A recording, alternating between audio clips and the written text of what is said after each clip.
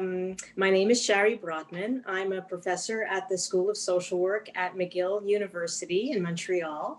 And I've written this chapter with my colleague, Ilian Ferrer, who is an assistant professor at the Faculty of Social Work at the University of Calgary.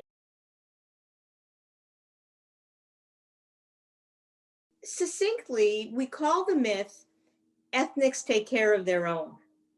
And there's a broad assumption within society generally and in health and social care services that older adults from immigrant and racialized communities prefer not to use formal services. Rather, they prefer that their families, their children, take care of them.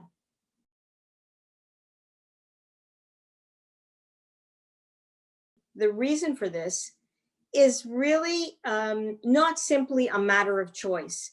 And oftentimes, health and social care service providers assume that this myth of families prefer to take care of their elders is really a matter of choice by both the older adult and their families and their children. The fact of the matter is that there are access barriers and issues of inequity which lead families and older adults to choose not becoming involved or receiving services from the system, but rather rely on their families and on their communities to provide that care.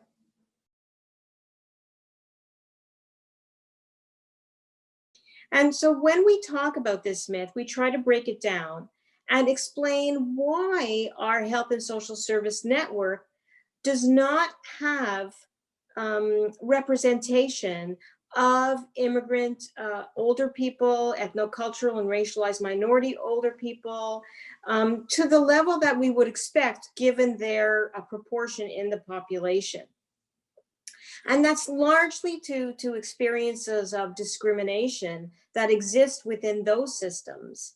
And in the case of immigrant older adults, also within the immigration system, which in fact blocks older people under certain circumstances, depending on how they arrived in Canada, from using health and social services. So for example, older people who are sponsored by their families to come to Canada, by the design of the policy, are required to have their families pay out of pocket for services for a number of years, which limits their accessibility to the system.